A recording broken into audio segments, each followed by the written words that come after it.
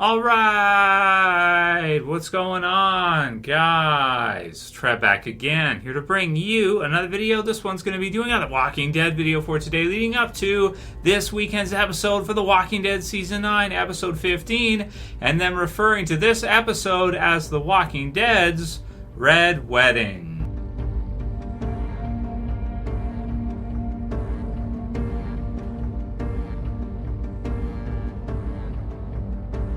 Alright, dudes, so possible spoiler warning if you're not caught up for The Walking Dead, but no spoilers for future episodes because I still don't know who they're going to kill off in this episode that they're calling The Walking Dead's Red Wedding or this kind of deal. So link will be in the description to cbr.com for The Walking Dead and their Red Wedding tease. So what does that mean, Trev? What the hell are you talking about? Well, for people who don't watch Game of Thrones, the Red Wedding was one of the biggest twists for people that hadn't read the books prior, if they were just watching Game of Thrones through. It had a humongous twist in the series at an event called the Red Wedding, where you had certain characters, which no need to get into spoilers here. This is old stuff. People have seen this. Game of Thrones has been a long time. Everybody's seen Game of Thrones. But anyway, they went a route that almost nobody expected them to go. There was a twist early on in the series with a character death, and then, everybody kind of assumed there'd be retribution, and there was another twist in the Red Wedding again. And it had some of the most brutal, savage moments of any TV series ever in the episodes there. It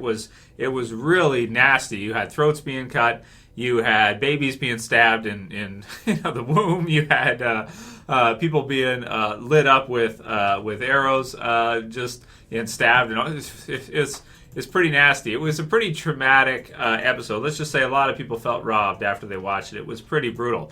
And just something had been taken from them because, a lot of these characters that they cared about were just wiped out in the Red Wedding, all in one episode. So it was a savage episode and, just a huge episode. Now, The Walking Dead, of course, has had its share of character deaths throughout the series. We had the Negan lineup, which is kind of the infamous the most hype part of the whole series. No Sanctuary is just, I put that just second to it when I look at, how excited people were to find out who Negan was going to kill. And it was huge, right? It was the biggest moment of the whole series, I want to say. And it was really brutal and traumatic at the same time. And everybody, everybody was talking about it. It was one of those type of things.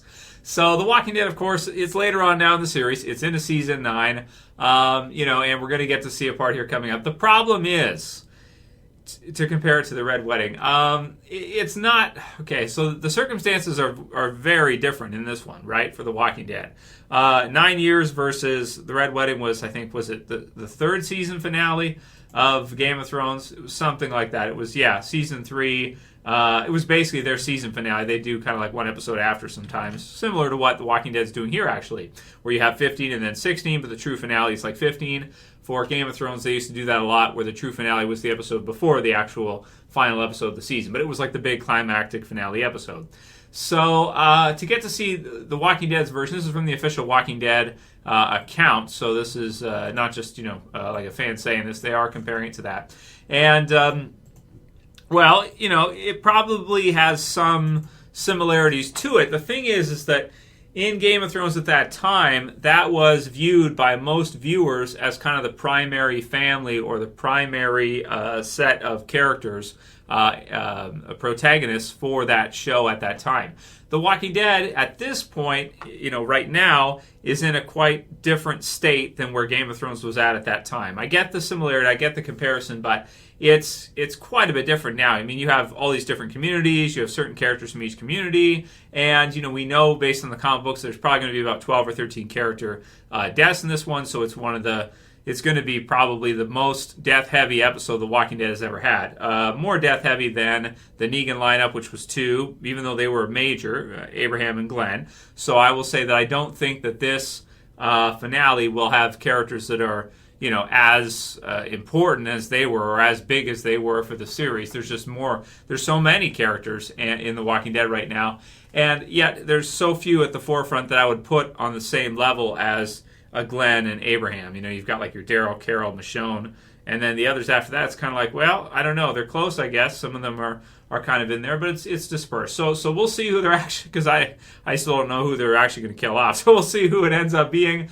But do brace yourselves, get yourselves ready for this one, because it's going to be a memorable episode for people that are still watching The Walking Dead, to say the least.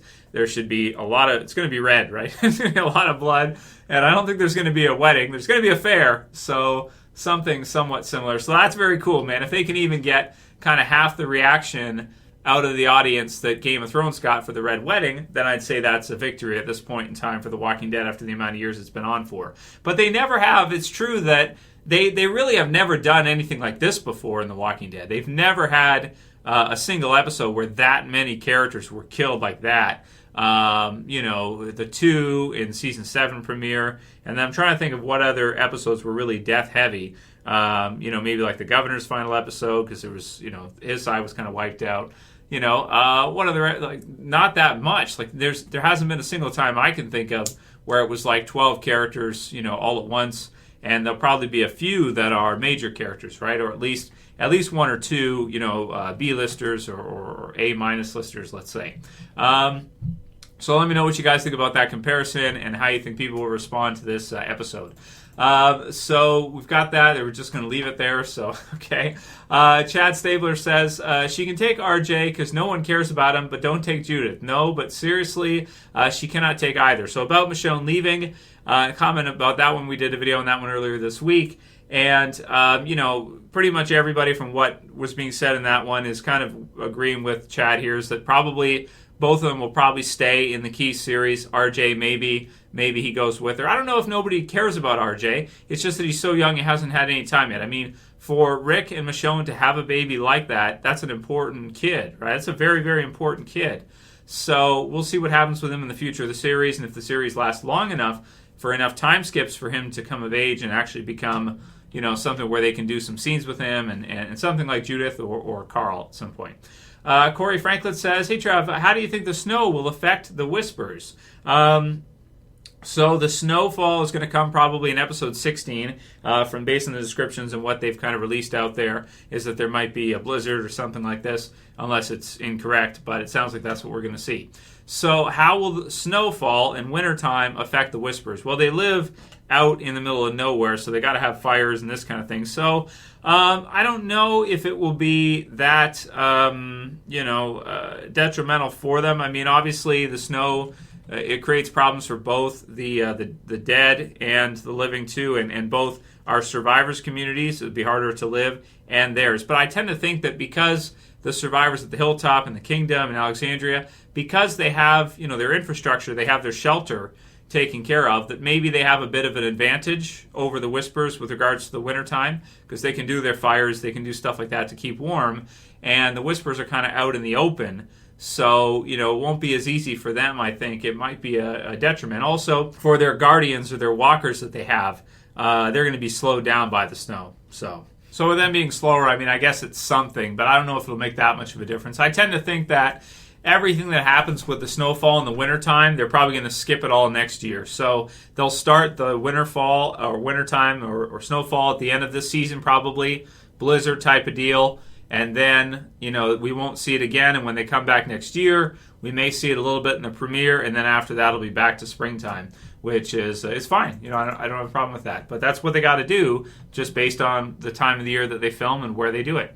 Annie G says, be careful, Pike victims just leaked. So yeah, that's true for everybody online. If you don't want to have your Walking Dead Red Wedding episode, as they're calling it, spoiled for yourself, then be careful with viewing comments, or be careful with, viewing stuff online.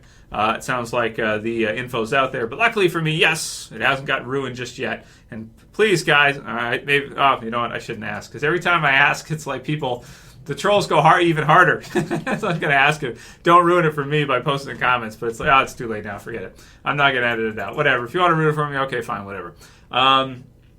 Everything with Walking Dead. How do they let everything get out? Like, how do they do that? Like, I thought they had preventative steps in place to prevent this. And now that there's like a third of the audience or less watching it compared to season 7 premiere and around that time frame, how do they still let it leak? That's what pisses me off. It's like, how did you guys let it out? Like, you guys AMC's got to figure out what they got to do, because every year it's like there's almost hardly any times when they haven't had leaked somehow. And like I said, there's not nearly as many people watching as used to. and they still somehow let it leak out. It's like, it's so annoying, because I kind of want to see it for myself and just, get that raw reaction with you guys and sharing the excitement, right? But that said, I knew about the Red Wedding before it happened anyway, and it was still amazing to see. So for The Walking Dead, maybe they can get me with a few here that I didn't think they were going to do. Young Pxtch says, do a reaction for next episode. So yeah, there you go. So I'll try, and if I can stay out of the spoilers until then you can get a legitimate, reaction to what we see, because we wouldn't have seen it coming. Hardy Buck 14 says, we're getting snow, Trev. So yeah, I think so. I think we're getting snow. That's what they said in the description. So for episode 16, so that should be coming up soon. That should be really cool to see. Maybe we'll see a lot of the episode with snow. That'd be kind of cool. Just different, right? Different feel. Cincin 07 says, Black Summer 04 11 19. So if you guys didn't see it, I did a review for the next zombie apocalypse series hitting from Netflix. And that is for Black Summer. I did a review yesterday for it. If you guys don't know what I'm talking about, I'll have it in the end screen videos for you here. Netflix is doing a zombie apocalypse show from the creators of Z Nation, and it's actually going to be premiering in April, so in a few weeks here. So it's not that far off after The Walking Dead ends of the 11th. So yeah, it's coming up, man. Not long from now. Daniel Verdejo says, Tara on a pike not far. So I hope so, man. I hope so, please.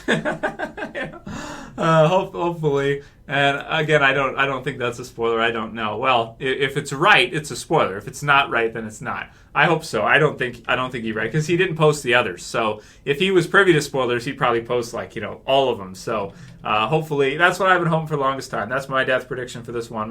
That's my pick, right? If they can kill off Tara, I will be happy. So sorry a lot. I don't know. Maybe I should stop saying it. She probably knows how much I want to see her get killed, but at this point. Carlos Rivera says, I hope Carol is the one that kills Alpha, especially if Ezekiel gets piked. So that's true. Depending on who the Whisperors kill, it could set us up nicely for someone to get revenge on Alpha. Now, I don't think it'll be Michonne, because she's got to leave, right? Daryl's in there too, but I don't know. Daryl doesn't seem quite right. I just feel like for some reason, Carol is like the perfect choice to kill Alpha. If that's who they go with, I think everybody will be happy. I don't know why. I think it's because I think everyone said that right away, because of the comparisons between, kind of them both being kind of motherly figures, but in the one hand, Carol being kind of the light version of that, willing to do anything to protect her kids, and the other one, Alpha, being the opposite of that. So everybody wants to see Carol kill Alpha. I don't know why, they just do. Tez of GILEAD, or maybe that's the reason. I'll bet you a T-shirt the series is no more after season 10. Deal? So Tez of GILEAD. So I would bet you a T-shirt, and I would give you a T-shirt if The Walking Dead doesn't get season 11, because I'll bet you that it does get season 11. But, I'll bet you that, but the thing is here's the deal. It's the internet, so if I win, you're not going to, what are you going to give me, right? And if I win the bet and we get season 11, you're not going to give me anything. So there's no reason for me to say, okay, I'll give you a T-shirt, because when I call you to task, Tez, you're just not going to respond. That's what's going to happen. You're going to be like, but then if I lose somehow, it's not going to happen. But even if I did, because I know it's going to get season 11 anyway. It's like a lose-lose for me. Brandon Murphy says, Trev Q&A, did you see the interview with Lauren Cohan on Busy Tonight, teasing her return as Maggie to The Walking Dead? She basically said she wasn't done. Yeah, I tend to think that she'll be back some way to The Walking Dead somehow here eventually. But if Whiskey Cavalier gets a season 2, which I don't think it has yet, but, it's done pretty well so far. Maybe it will. And if it does, and so far it's looking like it probably will, then we probably won't see her back very much next year in season 10. They might just do an episode or two with her and have her come in part-time for one episode or two, and that's it. And then maybe she comes back full-time in a couple years or something, which is fine too. If she comes back in season 11 or 12, okay, I think most of us will still be here, so that's fine. The last one will be from Sheminsky, who says, record long, all right. So I'm trying to extend the intro sequence a bit, just go with the flow, right? If it's longer, that's good. It's fun. Okay, one more from Ash Williams, who says, slower zombies make more logic. They're dead, not smart. Love The Walking Dead. So Black Summer has the runner-type zombies, the 28 Days Later type of fast zombies. And some people like that because it's exciting, and some people don't. I tend to say that realistically, if you go with the fast zombies approach, pretty much everybody's going to die. We pretty much would not have any chance. because there's no way you could fight them off and survive. You're all dead. There's just no way. Like, as awesome as Daryl is, for example, he can only reload that crossbow so fast. And even though I think you have to use a tool in real life to reload it. But anyway, TV show logic, it's fine. We understand. But even with him, it's like, if you get 4 or 5 fast zombies coming at him, that's it. Even he would die, right? So it's like, it's just, I don't know, just like nobody could make it realistically in Fast Zombie World. Anyway, that'll be it for today's video, guys. Let me know what you think. If you liked it, thumb it up below. Share, favorite, subscribe to the bottom left if you're new. And I'll see you guys back in soon for another video this Sunday, guys. Going to be an awesome episode. I can't wait to see it. As always, it's Trev, and I'm saying peace. Later, guys. See you soon.